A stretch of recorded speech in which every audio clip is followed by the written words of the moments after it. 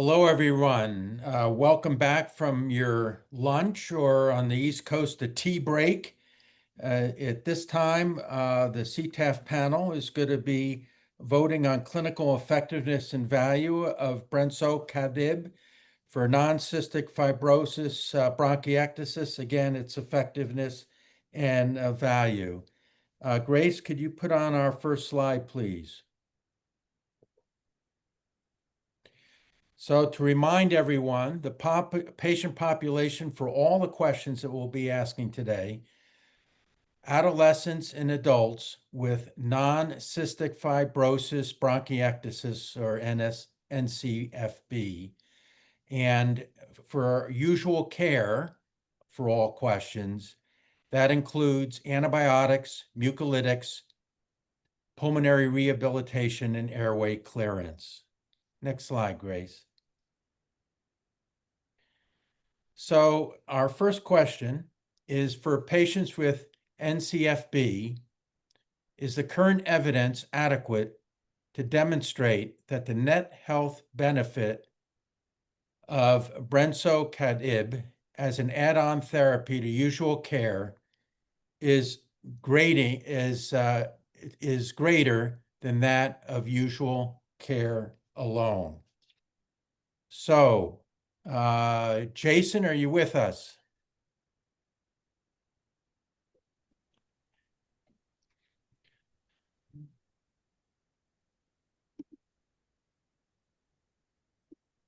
So perhaps maybe I'll turn it, Tim, maybe you want to start taking this on while we wait for Jason, what some of the evidence is in terms of the efficacy.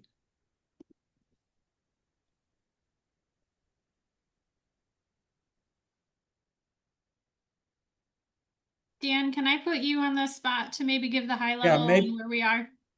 Yeah, thanks, Sarah. Dan, why don't you take this on while we're trying to get Jason back on? Sure. So you all have your evidence summaries, and so primarily what we're talking about in terms of the clinical evidence would be in Table 5, which is on page 8. So we mostly talked about the reduction in the annualized rate of pulmonary exacerbations with the two dosages relative to placebo. It was about a 20% reduction in the rate for both doses. Significantly longer time to first exacerbation with the two doses relative to placebo as well, and about an 8% absolute difference in the number of or the percentage of participants who remained exacerbation free during follow-up. We talked about the FEV change. It got worse in all groups, but that worsening was slowed somewhat in the 25 milligram brensocatib group. No significant difference, statistically significant difference in the annualized rate of severe exacerbation. And in terms of quality of life, while we saw a change from baseline in the 25 milligram group that was felt to meet that minimum clinically important difference threshold in terms of change from baseline, the MCID in that particular situation has been used very interchangeably. Both change from baseline and differences between treatment groups, and the placebo group also saw some improvement here. So the difference between 25 milligram and placebo was modest. No differences in major harms or discontinuation due to adverse events across the groups. Thanks, Dan. Maybe I'll ask Tim if he would give his perspective on is the evidence, current evidence adequate to demonstrate a net health benefit of the new medication? Can you hear me now? Yes. Okay. So it's just a point of clarification, and I wasn't sure if everyone was aware. The decrease in FEV1, like vital capacity, is normal. that is, as we all get older, we lose a little bit of lung function once we get beyond about 25 years of age. So that decrease is expected. And we usually quote that somewhere around 30 cc's per year of FEV1 and vital capacity. So, which is where the 25 milligram dose roughly was. So I just wanted to be clear that that decrease, even in the 25 milligram, would be expected as a normal decline for individuals, independent of whether they had bronchiectasis or not. It's just that the rate of decline slowed. So, and then what I would tell you is I think that they do make sufficient improvement in the exacerbation rate. And as a clinician, we're again starting from a position where we really don't have any FDA approved without any impact. So to a large extent, at this very moment in 2025, this is a game changer, in my opinion. And I would like to think that with what is going to happen as a result of this medicine, there will be lots of other therapeutic interventions coming down the pipeline, and we may look back on it and have much better options than what we have now. But this is the beginning of, I think, a game-changing type of improvement, at least from a clinical side of things. And sure, would I have liked to see even more improvement in the exacerbation rates? For sure. It doesn't get rid of them completely, and I want to be really clear about that. And I'll just stop there. Thank you. Jason, you ended up, your group gave it a B+ rating. Maybe you should weigh in a little bit on why you came up with that rating. Yeah, I mean, I think the ICER matrix is modeling things like certainty and magnitude, right? And so we were mindful of that. We had to think and deliberate about this, but I think that overall, I think we have a very well-designed trial with a primary endpoint that's meaningful. It may be not all that patients care about, but it's certainly something that matters. I think you've heard that again today with the clinical experts saying that exacerbations are predictive of future trajectories. But I think we wanted to pick a rating that excluded the possibility of harm or null effect, likely a small benefit, and then potentially could be a much larger benefit with time. But we were cautious because we certainly are not certain of a large benefit, but we're relatively certain of a small benefit with the hope and potential for a larger benefit. Thanks, Jason. Dr. Diefenbach, anything you would like to add about the evidence demonstrating net health benefit? Sure. I think I think one of the real a couple of real tricky things about from a clinician standpoint is we don't really have any approved medicines for the wide swath of people with bronchiectasis. And there is the potential by the mechanism beyond just its effect on exacerbations that it really could impact progression of disease, which would be really lovely and make it a real game-changing medication.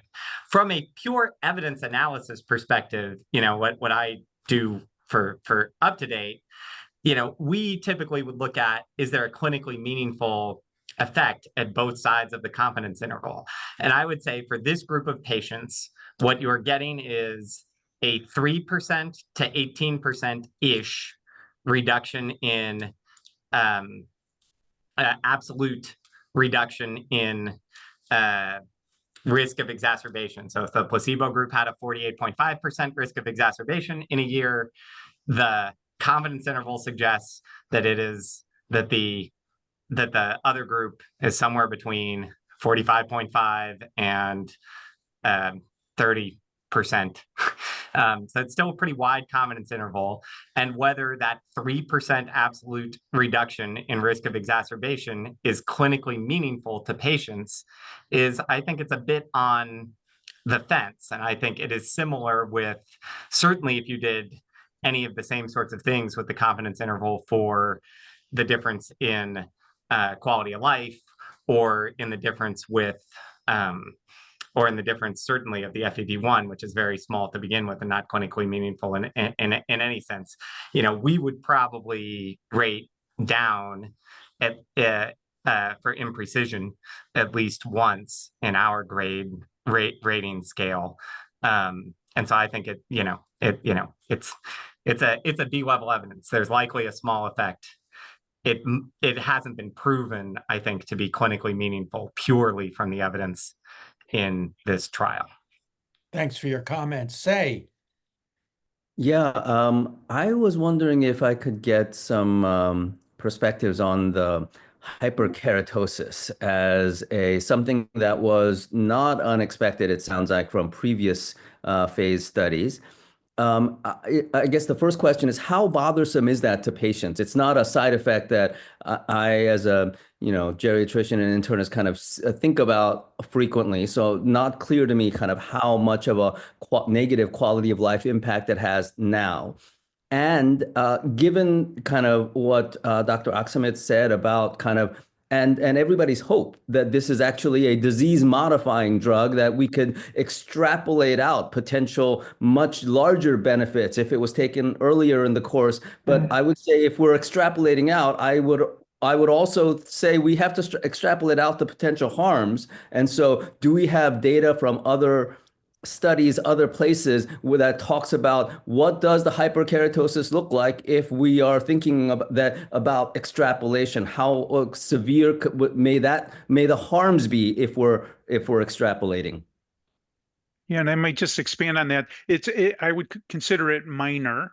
It was, I think, 3% in the 25 milligrams, 1%, I think, in the 10 milligram dose, and that the clinical approach would be to down the dose from 25 to 10 milligram, and it's a mild increase in primarily in the hands and soles of skin thickness in this way, manageable and not a deal breaker in any way. I think many clinicians are thinking, because of the impact on pulmonary function test, or at least the potential impact on pulmonary function test, to start out at 25 milligrams, and if they do get a hyperkeratosis or some other side effect like a gingival change, which again is a mild change, it didn't require stoppage of the medicine, is to downgrade the dose of the medicine. So very manageable in this way. And I don't anticipate, and again, you never know until larger numbers of individuals take it and get the phase 4 analysis. But I don't know that any of us are anticipating that the hyperkeratosis or the gingival changes are going to be problematic for us. Thank you. Thank I you. agree completely. John, do you have any comments on this? I do, and I'd like to go back to when I was introduced to this world. I'll tell you right up front, my first infectious disease doctor told me that the treatment for this, because of the bacterial infections, is severe. And essentially, as a 52-year-old man, he told me I had a choice between hearing and breathing. And he left me with that. And so I went into this knowing that I was up against some toxic treatment. And now, 16 years later, I have hearing aids directly because I chose to take the toxic medicine, because the thought of losing my breathing was not something I could fathom. So when you tell me that there might be thickening of my hands, I'm saying, bring it on. I'll take that any day of the week, having been through this other. So, and to Dr. Aksamet's comment, I echo it, that the doctors will monitor this. If it becomes an issue, they can modify the treatment. It's not an all or nothing situation like my hearing loss is. So these side effects are minor in the world that I've been through. Thanks, John. Jason, something to add? Oh yeah, I just adding in terms of in the hyperkeratosis in the trial, all but one case in all the groups, including placebo, were either mild and moderate, resolved during the trial period. Only one patient had treatment discontinuation because of that specific effect. So it's hard to know in this sort of extrapolation with time and stuff, but I think you hear John talking about, I guess, what's presumably gentamicin or something. I mean, this patient population is used to very toxic alternatives. Thanks. Kavita. I have a question that's been nagging me a little bit of clarification since Dr. Hoke mentioned it, and it's about how exacerbations manifest themselves. So Dr. Axelrod, if you could kind of explain that a little bit, and also if Dr. Kim is on the call. So my Yep. understanding is that exacerbations, it's like neurological disease. Once it happens, you don't go back to a state. Your liver is damaged, and it continues to, one exacerbation damages the liver, and is it a continuous state of damage to the liver that sort of stays Yeah. continuously, and you have relapses? I come from the MS world. Yep.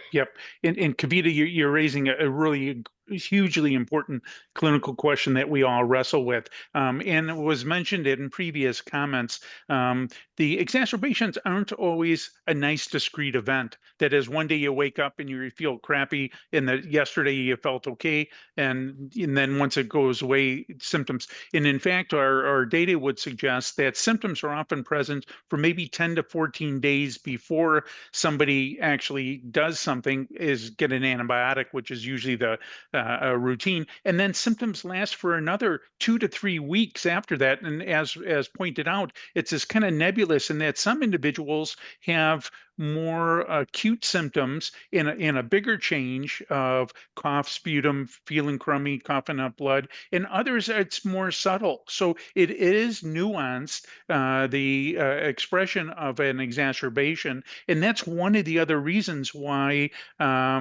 it's sometimes difficult to really get our head around. So it's not an acute event that does change. And that when we do treat it, we think that over a period of time, and our data would suggest that, as mentioned, that the trajectory is such that the number of exacerbations predict the rate of decline and worse outcomes, hospitalizations, loss of lung function, quality of life, and even mortality in this way. And we think that treating those exacerbations is manageable, but there will continue to be loss of lung function. Now, the question comes down to is, can we modify that? There has not been any medicines in the past that have been able, with treatment of an exacerbation, to return exactly back to where we started from. But I don't know that it would be analogous to the MS experience, where it's always a stepward down. And again, the heterogeneity here is just huge. And that's one of the reasons why it's hard to get our heads around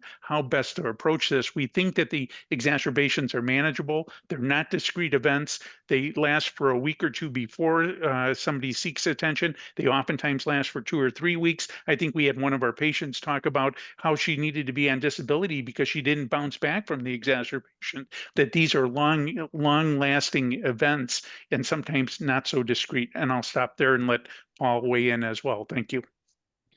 Right. Thanks, Dr. Axelrod. And so again, Prof, can I just, go ahead, yeah, Kavita. And so are we looking at this in the correct sense to say that, the modeling, and by no means am I, I'm not a modeler. I sit adjacent to some of the modelers, looking at the modeling of these exacerbations as being discrete events, a month long.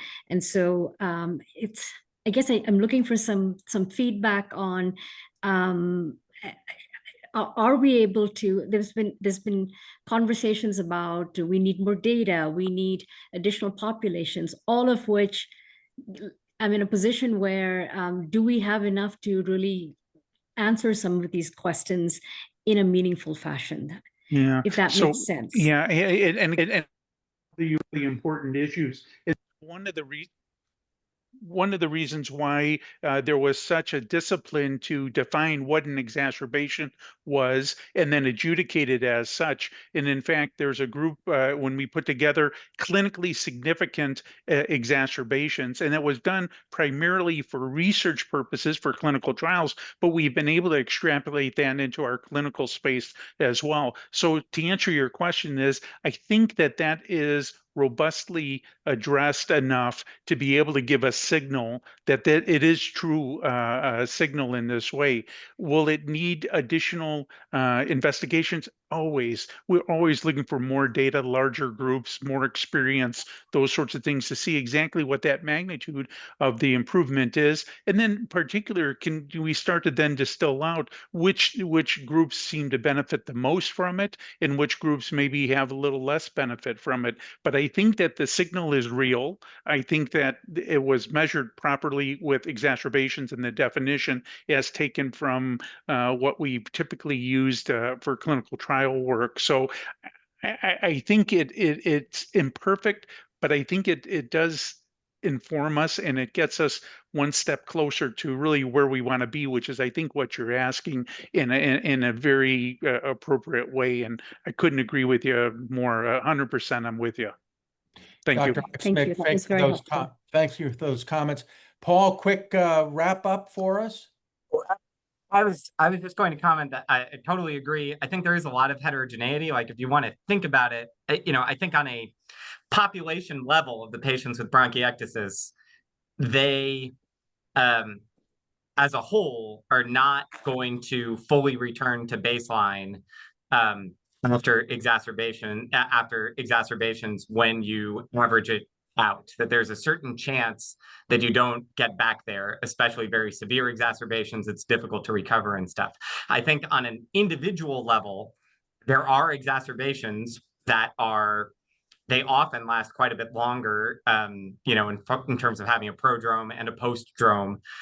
But there are exacerbations where people get back to where they were before, but you have enough of them and you're going to hit one of these ones that's more severe and that your lung function suffers and you don't get there. So when you look in the aggregate, your average, as you accumulate exacerbations, it's correlated with lung function decline and progression of disease. So I think that would be the way to think about it.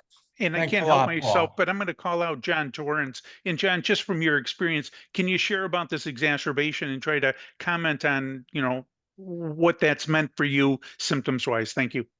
Well, my exacerbations are mostly from the NTM world, which is a whole different ballpark than just Pseudomonas or MRSA. I've had Pseudomonas, I've had MRSA, and yes, a couple months and you're back up and running. In the NTM world, each time I get something, it's talking about a year and a half of treatment. So it's a game changer for my whole lifestyle every time I get an infection. Thanks, John. Grace, can you put up the question for us?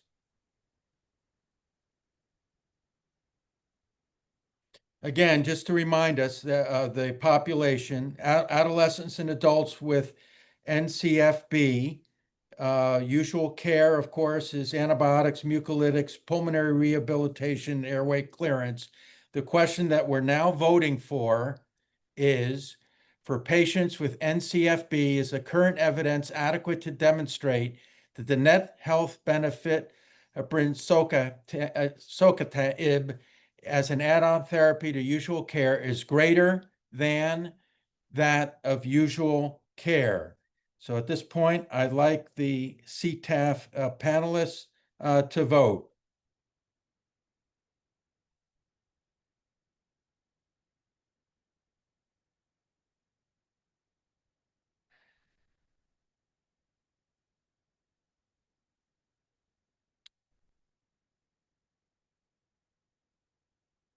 Thank you, Grace. All of our panelists have voted, and the vote is 11-0 that the drug has a current evidence adequate to demonstrate net health benefit.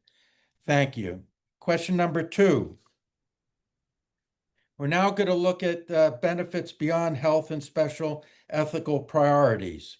To help inform judgments of overall long-term value for money, please indicate your level of agreement with the following statements. Statement number 1. There is substantial unmet need despite currently available treatments. And you see we vote on a scale of 1 to 5 from strongly disagree to strongly agree. Dr. Kim, would you like to give us your perspective of this question of a substantial unmet need?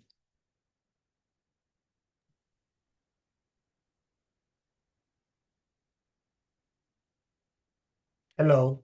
Yeah. Yeah, so I can just reiterate the summary statistics that we presented at the beginning of the economic outcome assessment. There is the substantial amount of the unmet need for the NCFE patient compared to the US general population at the similar age. So if the new treatment can improve or close the gap, then that would be awesome. But basically, our assessment of economic outcomes that we need to consider further evidence. That's the overall summary that I can provide. Jason, you want to add any comments? Yeah, I just to say, you've heard this before, but just to reiterate, this is a population that doesn't really have a specific therapy, right? I mean, I think that this is a patient population that really has a lot of burden every day. This would be the first disease-specific therapy for this condition. So we do perceive a lot of unmet need in the space. Dr. Axelrod, Dr. Diefenbach, anything to add? Anything to add? There's a huge unmet need. Yeah, and in fact, if you had a 1 through 10, I'd take 10 over 5, and again for all the reasons that were just shared. It's a huge unmet need, and I view this as not the panacea, if you will, in the answer, the end all be all, but I think it's the beginning, and it will open up a pathway for lots of other therapies for patients, and so I think it's the right trajectory. Thank you. All right. I thank you for your comment. I guess if it was the movie Spinal Tap, it would be 11. Okay. All right. So Grace, could you put back the question up on for us?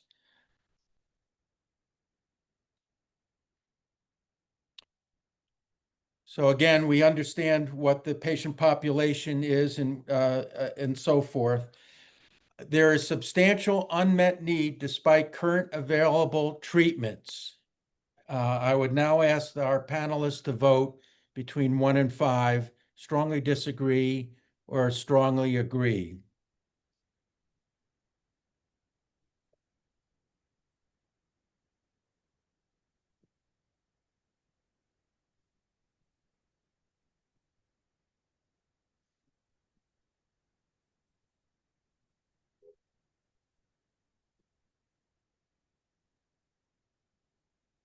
I think we're missing 1 vote, if I'm correct. We have now 11. And as you can see, we have 10 that strongly agree and with 1 agreement. So quite consistency with that.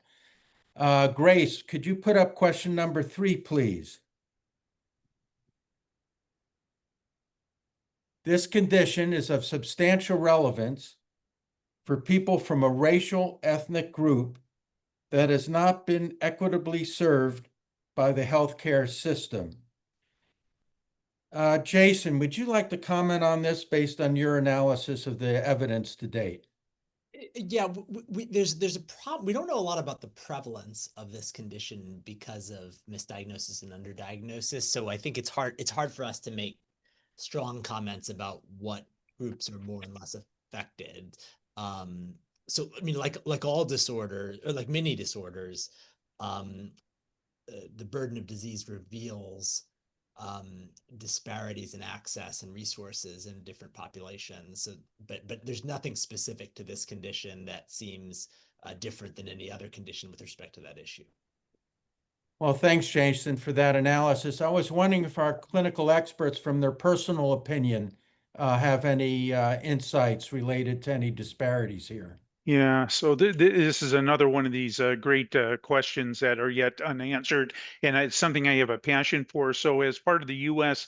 Bronchiectasis and NTM Research Registry, we've made a big initiative to look at underserved populations, and that is not only urban-based populations, but rural-based populations, and they've been woefully understudied. As been the Aspen study, the overall diversity, I might say, is relatively limited, even though it was a global study. And as a sidebar, the other part of this is, I think it is something that is applicable to other populations, but we just haven't studied it. And the signal, at least in Aspen and the Willow study and previous other work, has suggested that there's been a very strong response, or a positive response, especially in the Asian Japanese group. So again, exactly what that looks like if we were to look at just say a US based or a North American based perspective, that's under active investigation, and something that, as just was mentioned, really needs to be studied. And the US registry has put a lot of resources into trying to address just that. So thank you very much. Well, registries may be very important in real world evidence in trying to assess this. Any questions or comments from the CTAF panel itself on this? Paul, I see you have a comment. I just wanted to comment, from a clinician's perspective, the getting and maybe, John could comment as well, but getting the resources involved in providing usual care in terms of sometimes percussion vests and chest physiotherapists, to help teach patients how to do it, but even just a cappella valve and doing mucociliary clearance, and or getting pulmonary rehabilitation after severe exacerbations and things along these lines. Like, there's just very obvious disparities in terms of and even getting to CT imaging to diagnose and follow it, and doing pulmonary function tests and stuff. There's just very obvious disparities on the routine care side of populations that are able to access just the standard of care that makes a pretty large difference in this disease. So the disparities are almost certainly out there, regardless of the degree to which they've been fully elucidated in the literature. Thanks for that perspective. John, did you want to comment on this? I would like to. My comments are non-scientific, but my observation, I answer a toll-free phone number for patients. So I get patients as soon as they come into the system and they're scared and they're overwhelmed and they don't know how to proceed. Universally, patients will tell me the story that before they had bronchiectasis, they had pneumonia 8 times or bronchitis 8 times. And it turns out the local clinics don't know about bronchiectasis. So the only people who are being diagnosed until very recently have been the best, university level medical centers in the country. Well, there's only a certain population that gets to those centers. And, unfortunately, there are people out in the community who most likely are suffering the same thing, and they're just being told you have pneumonia, and they go home. And they don't know to be more assertive and more aggressive in getting the care. And I agree with the doctor's comments that there is a lot of hassle and there are a lot of steps to go through to get the equipment, to get the respiratory therapist, to get the CT scans, and to also go past all the false narratives. They send you down the cancer routine for a while, and you have to kind of come back into this path. So I believe that there is a huge population that we have not even looked at. Thanks for that insight. Amy? Yeah, so like John, my information is more anecdotal than scientific, but we run 48 support groups. We staff most of the meetings. We're running 20 plus meetings a month. And one of the things that's, evolved is when there's a need, we look to fill it. And so the first thing that happened is that we started hearing about more Hispanic patients. And one of the things that I had been saying for years is, I live in Miami. You can't tell me there are no patients down here. And sure enough, one day, somebody I know who's Hispanic was telling me, oh, my doctor put me on these antibiotics and I have this thing and I have this lung thing. And I'm like, what is it called? And she said bronchiectasis and something called MAC. I'm like, oh, okay. I know what you have. We started a support group for Spanish speaking people. And then more recently, and full disclosure, John Torrance is the group leader for this group, but more recently we started a group for men because men talk about their health differently, than women do. They're more likely to say, how's that car you're working on coming along? And that's code for how are you feeling? But these two groups filled up, and we look at, you know, our groups, some of them, depending on the location, they can fill up very quickly. If it's a large urban center with a large, center of excellence versus a smaller area. But our attitude is if you have 2 or 3 people who are getting together to talk regularly, you've got the start of a support group. And our attitude is you build it, they will come. And that's what's happened universally. But these 2 groups took off immediately. And we have each group has been around for less than 6 months, and we have 2 to 3 dozen members of each group already. So all we did was announce it, and we were getting emails saying, I need to join this group. I want to join this group.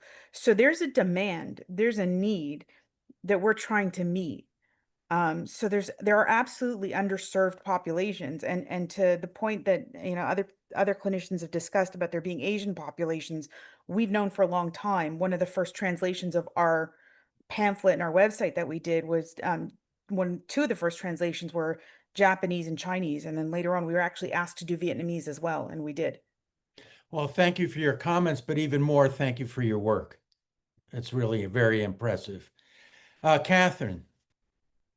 Yeah, I'd like to return to the important point that Kavita made in the chat, because I'm trying to figure out how to vote on this. Because yes, there are apparently some racial ethnic differences, but there are other underserved populations. So yes, but it's a yes, but.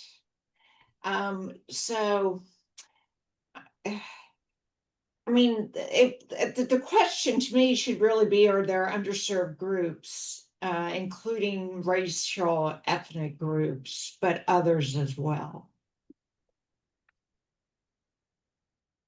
And I think, I mean, I think you raise a valid concern, and I think this falls into that area. We don't know what we don't know.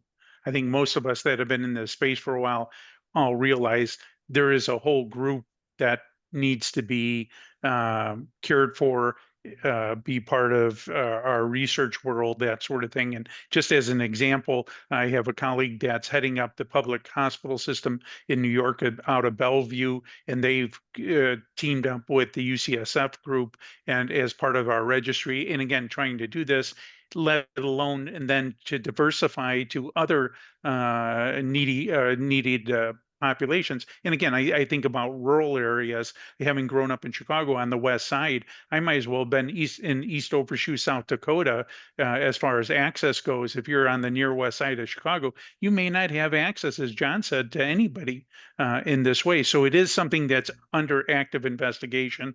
And I think it really comes down to we don't know what we don't know yet. Well, thank you so much. Grace, can we have the question now?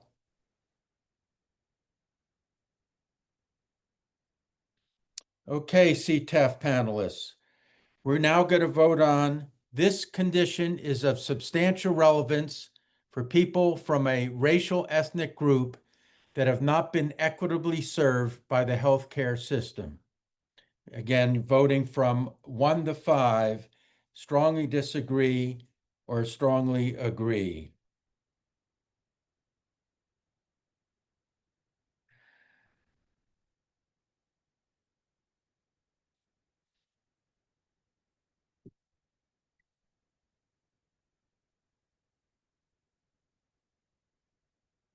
All right.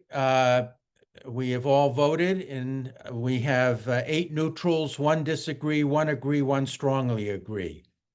I think Dr. Axamit said it the best.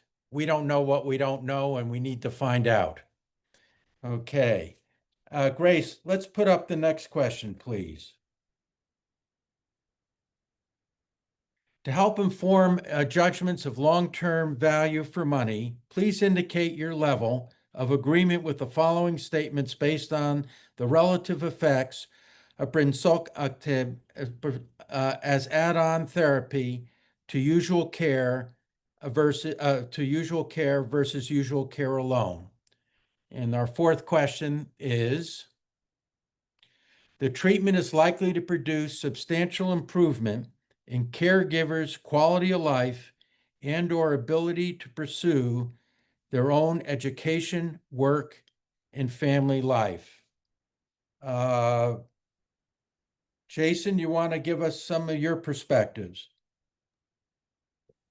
It's very clear that there's a tremendous burden in this space. I mean, you could just imagine, I know any of us who've had a cold, or you can imagine just in a very tiny temporary amount of time with a mild cold, you're often uncomfortable. It's hard to be in a close space with other people. These people have severe versions of that all the time, and there's tremendous burdens that are pertinent to choices around work and training and travel and community.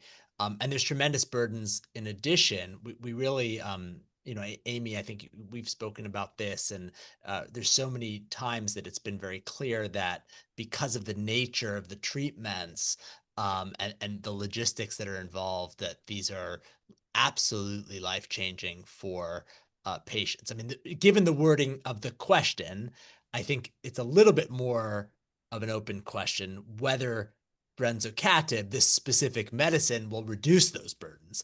But I think, and the complexities, but there's no question that those complexities are severe.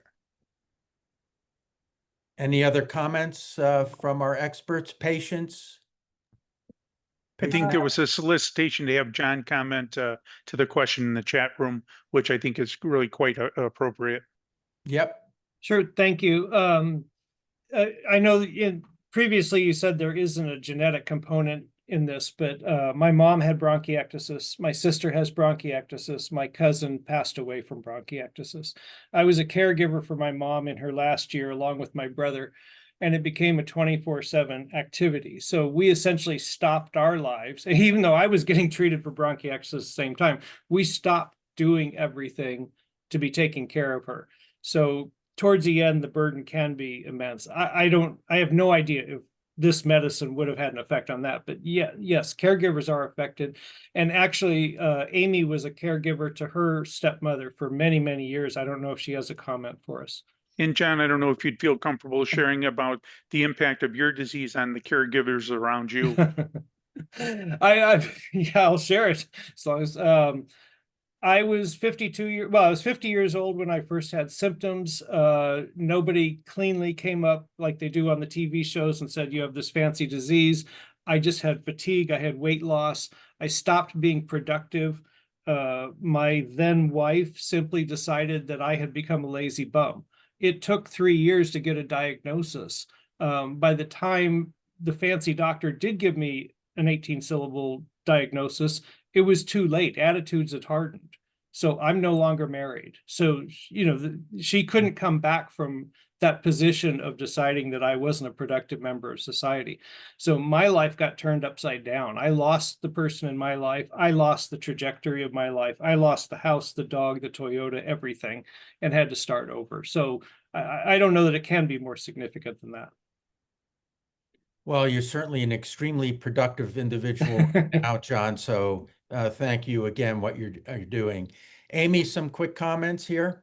Yeah, I mean, in addition to sharing the perspective that, we run a patient conference every year, and we often have caregivers coming with, the patients they're caring for because they want to learn just as much. I can share the perspective as, I was basically the backup caregiver to my father for my stepmom, and at times I was the caregiver for both of them. I can tell you that when my stepmom was declining, there was a point where, they were at the hospital one day for my stepmom to get checked out, and my dad is the one who ended up hospitalized. Like, he just had neglected his health to the point where he passed out. And luckily, it was right in front of an exam table where they could just put him down. But then I had to just move over to their house and take care of my stepmom for a couple days and then take care of them for several days. And as she got worse, I had to help take care of both of them. I was out of the office at least 50% of the time. My colleague looked at me one day and said, if you worked at any other place, you wouldn't be able to do this. I'm not sure what her point was, but yeah, that's true.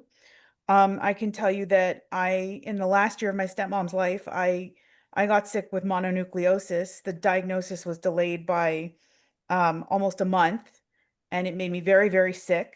I ended up with an extremely swollen spleen that luckily my doctor then detected, and I was basically told I couldn't do anything but walk for 6 months because I would risk rupturing it. But those are the kinds of consequences, that's the kind of fallout. And that's, both of those things are examples of, cost burden in the healthcare system. My father and I both had extra healthcare burdens for ourselves because we neglected our own health because there was just so much, of a burden. I hate to use that word because I don't personally feel like it was a burden. At the end of the day, you look back in it and it's like you did what you needed to do to take care of a parent, and that becomes an honor. But it wasn't Thank easy. you so much for your comments, Wasn't Amy. easy. I really appreciate it. Paul Heinrich made the important observation. I want to remind the CTAF panelists on what we're actually voting for, because certainly we appreciate the burden of the disease and the burden on the caretaker.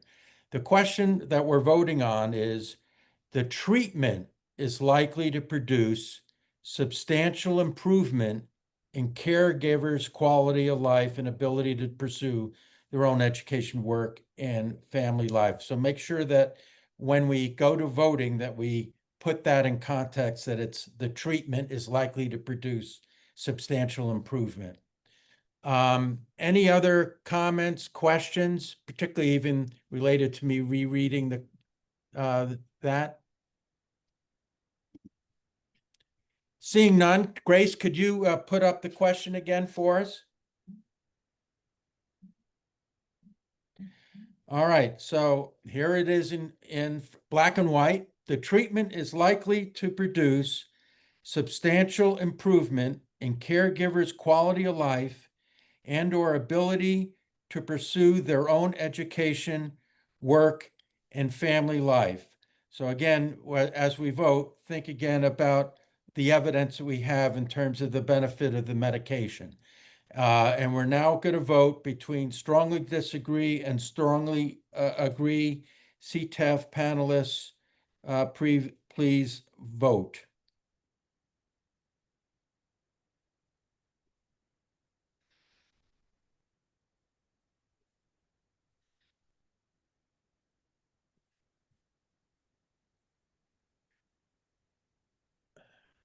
So we have a display here of different votes, 4 neutrals, 4 disagree, and 3 agree.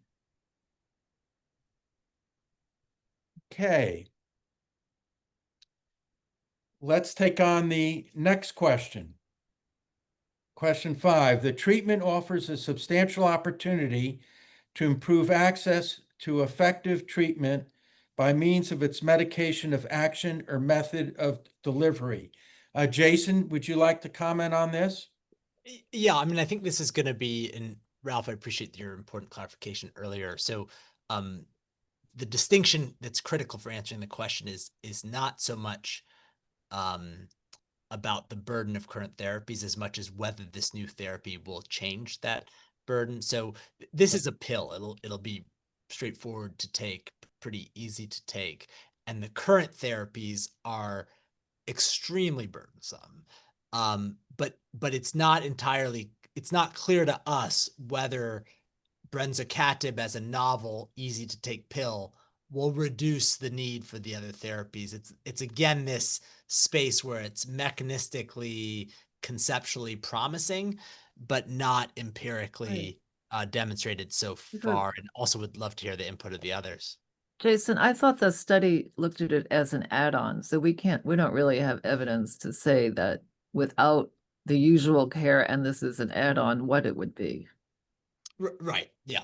There's no empirical evidence that this will reduce the burdensome current therapies. It would be pathophysiological conjecture that would be, as you're saying, outside any empirical proof. Dr. Axelrod or Dr. Beefstock, any comments? I would agree with that. Paul, I'll let you answer as well. Yeah, I agree. I think we don't know. I think there was, I think someone asked a little bit about, where the pricing on this medicine came from.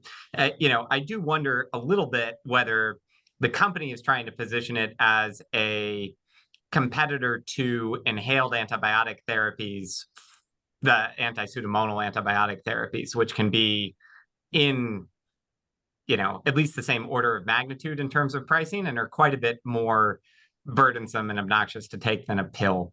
But it certainly has not directly compared.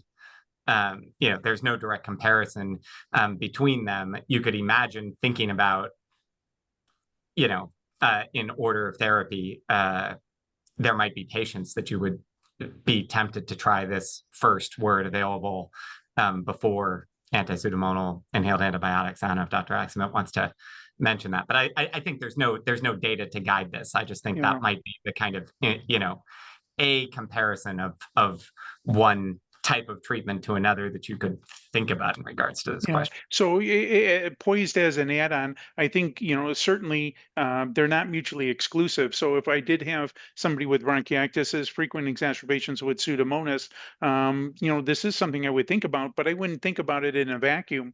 And I would try to give best cure, and that might involve an inhaled antibiotic. But over a period of time, if we were to make improvement, would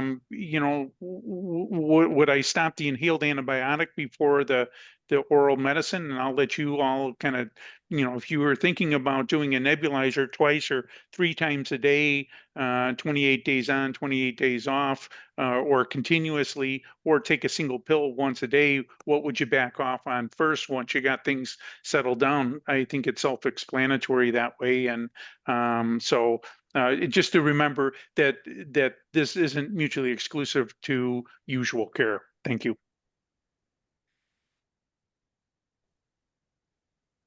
Okay, not seeing any other comments. Let's throw up the question again. Question number 5, the treatment offers a substantial opportunity to improve access to effective treatment by means of its mechanism of action or method of delivery.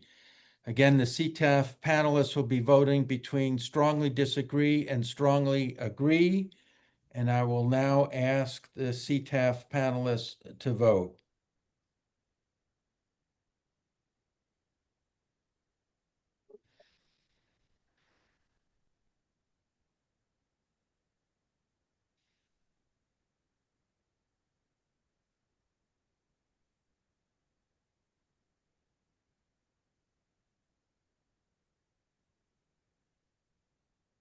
So all our votes are in. It looks like 5 disagree, 4 were neutral, and 2 agree. Okay, thank you. Okay, now we're going to look at the long-term value for money. Given the available evidence on comparative clinical effectiveness and incremental cost effectiveness, and considering benefits beyond health and special ethical priorities, what is the long-term value for money of brensocatib as add-on therapy to usual care compared to usual care alone at the assumed pricing? Is it a high, intermediate, or low long-term value? Dr. Kim, would you like to give us your analysis? Yeah, so I can recap the analysis result. That our model-based projection that combines the currently available evidences calculated the final incremental cost close to $800,000 owing to the intervention cost itself for the incremental quality-adjusted life years or the equal value life years of 0.15 introduced through the 3 exacerbation averted and less chronic infections over time. This calculated the incremental cost effectiveness ratio for the average patient that is being represented in the trial and exceed $5 million per 1 full healthy year gain. And we understand that there remains unanswered questions on the heterogeneity of the outcomes across subpopulations and how the impact of the onset of the exacerbation on quality of life over an extended time period. Bearing with the lack of the impact of the exacerbation on the long-term quality of life deterioration, changes in the model inputs limited to the current available evidence has a small impact on the final cost effectiveness estimate. And the only scenario that significantly drops the cost to gain health benefit was the scenario that we assume the additional benefits in lung function. But even in the case, the advanced treatment at current price hardly make the conventional threshold, despite the evident improvement in the clinical outcomes and the quality of life. The benchmark price analysis was performed using the cost effectiveness model, and the results suggest that more than 90% discount from the wholesale acquisition cost is suggested to meet the common threshold. But that's a high-level overview of the result. Thank you, Dr. Kim. Bob. Yeah, this is the one where I'm not going to wait till the end of the meeting for my wonderful little say-so here. I spent a good year of my life coughing up things that are competitive size, color, texture, everything-wise with everything that you other patients had coughed up. I understand what losing part of your lung is. I permanently have lost part of my lung. I understand the problem of coming to grips with the fact of trying to explain to everybody else that breathing is a very fundamental part of actually daily life. A lot of other people have had a lot of disease. We've got plenty of cardiologists here. I'm going to suggest to you that lungs are the single most important thing that most people figure out. Man, I hope I wake up again and I'm still taking a breath. I want you to know that I actually really do understand the fundamental issue here. I've also been getting frustrated for the last couple hours plus. This is a drug that's targeted at a disease which is not named exacerbation. I'm getting very frustrated that we keep talking about one thing and then the other, and somehow we end up confused that we're talking about the same thing, and we're not. We're not even talking about eliminating exacerbations. We're talking about hopefully reducing them a bit, reducing the impact of them, increasing the longevity of lung function as best we can. I understand every bit of what we're talking about here, very fundamentally, personally. And now I'm going to fly out in front of everybody else on my fellow CTAF members. This is low value for the money. It just is. I've seen far too many other diseases that we've dealt with that are every bit as serious, that are even more serious, in fact. And I've seen things that actually are value for money, and this is not long-term value for money. I don't know what it is that the company is really after. None of the rest of us really do either. I don't know what it is that the other companies in the disease space are going to be after. None of the rest of us do either. But we're not talking about a long-term treatment for bronchiectasis. It's not a long-term treatment for exacerbations either. So I just want to be clear, and I want that discussion in the policy roundtable, where I don't get to say squat. So I hope it does.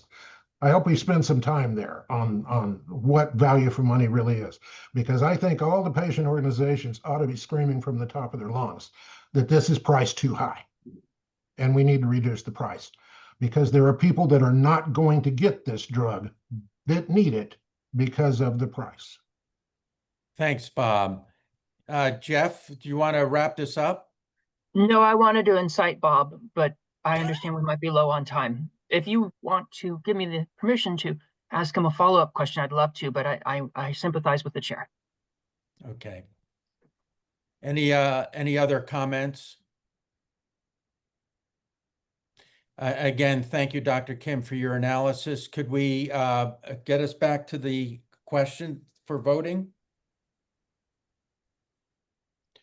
What is the long-term value for money of brensocatib as add-on therapy to usual care compared to usual care alone at assumed pricing? And I ask my CTAF panelists to now vote between high, intermediate, and low.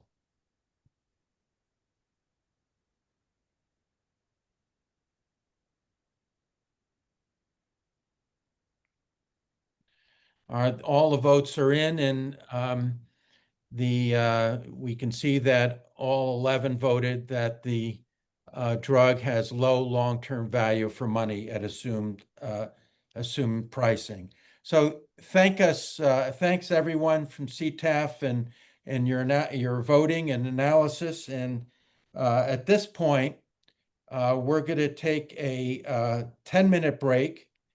and we'll all return at 1 o'clock Pacific or 4 o'clock Eastern. Thank you, everyone.